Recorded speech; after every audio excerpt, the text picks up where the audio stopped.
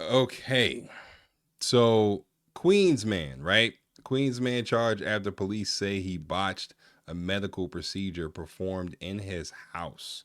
All right, y'all go to get these surgeries and y'all have absolutely no idea what y'all are doing. So I don't know if this is gonna play it out right. It might just give me a freaking ad, but whatever. We go. So the Queens man is charged with performing unauthorized medical procedures at home. All right, cool. Matter of fact, let me just shut up because they're gonna talk. Facing charges tonight, prosecutors say a woman was left brain dead after Felipe Hoyos Ferranda allegedly treated her with a local anesthetic that caused her to go into cardiac arrest. He was arraigned Sunday and is being held without bail, and he is charged with second-degree assault and unauthorized practice of a profession. That woman remains unresponsive and is said to have no brain Mount activity. Sinai Hospital. Queens City Councilman Robert Holden says he's been informed by the mayor's office 2 migrant shelters in his district will soon. Oh wait, never mind. That was a quick ass story. Shit, quick as hell. But okay, so they say that he injected a 31-year-old woman with a local anesthetic, lidocaine, causing her to go into cardiac arrest. Right. So this was last week. The woman was taken from his house to a hospital where she passed away. The victim has no brain activity and shows evidence of lidocaine toxicity. This dude was arraigned Sunday on charges of assault and unauthorized practice of a profession and was held without bail. And they sent something to his lawyer. So that's just fucking crazy. That's just honestly insane to me. That's insane to me. Like, first of all, if I'm getting a surgery, I'm not showing up to my doctor's house. Like, that's number one. Like, I'm not showing up to the crib. That is all the way unhinged, bro. That's absolutely unhinged. I'm not doing anything like that. I'm not doing nothing like that. Now, it said when the unnamed victim was at the hospital, her friend stopped by the clinic to grab her items, right? The landlord informed her about the incident, leading her to contact officials. When officials arrived at the illegal clinic, they talked to the landlord. The landlord gave them a picture of the doctor, right? Now, the reports say that this guy ran away in his car after the victim was taken to the hospital. They tracked his license plate, and that led them to a vacant car on the expressway. Now, the surgery was to remove butt implants. So a lot of y'all, going out here getting these butt surgeries, like y'all got, this is the kind of stuff y'all got to be careful of. Y'all got to be careful about this kind of stuff, man. Like, why would the doctor not be in the office? Like, where are you going? Where are y'all going? Like, y'all going and getting Groupon surgeries. Now, there are reports out there that mention that he claimed to be, a doctor in Colombia, so she didn't pass away. She's still unconscious, but, it's like, why? Like, why do this?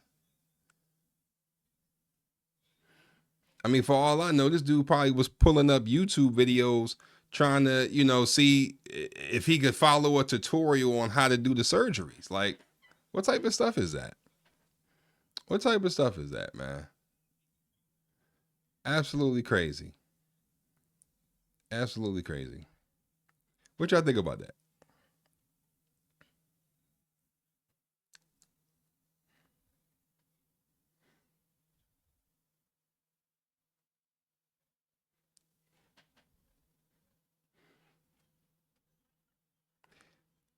It's ridiculous, man. The BBL influence, man. People gotta stop following trends and do some better research, man.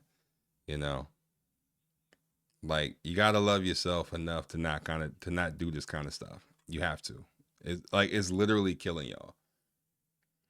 It's literally killing y'all. Not good at all. But yeah, anyway, we move past that. We'll see if there's any update with that. But operating out of your house is a huge red flag. Okay, especially for a butt surgery. Like, are we okay? Are we okay in the head, y'all? But yeah, a lot of people are trying to remove BBLs, but I mean, like, why are we getting them in the first place? And this is where I feel like mental evaluations need to be, they need to be had, right? Because we all know that the BBL surgery, the butt surgery, stuff like that, doctors have said those are way more complicated and more dangerous than open heart surgery. So, like, and people are just going to get them willy nilly. Like, there's people coming right out of high school going to get that shit. Like, your body isn't even developed at that point. Like, you still are, like, you're still growing. You're still going through, you're still growing into yourself. But, you know, it is what it is, man. It is what it is. I did see this. I don't know if any of you live, excuse me, if any of you live in Texas, but I saw something in regards to the Senate passing a bill to ban junk food purchases with food stamps. Okay. I did see something about that. Did y'all hear about that?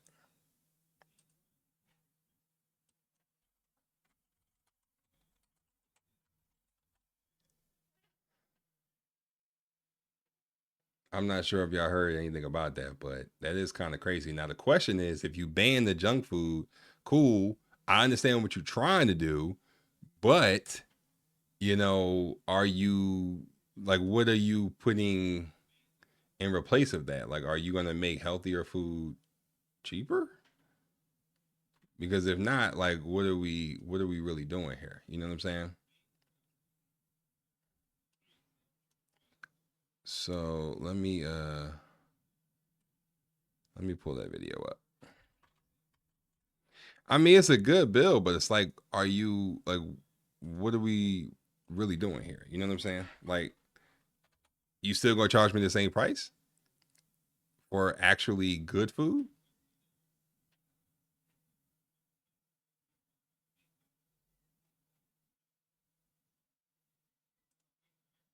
Let me close this.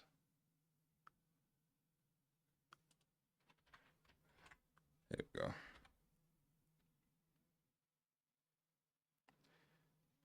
All right.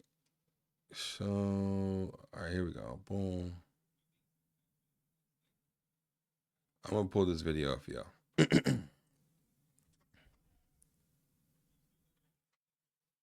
The Texas Senate passed a bill that would ban food stamp recipients from buying things like soda.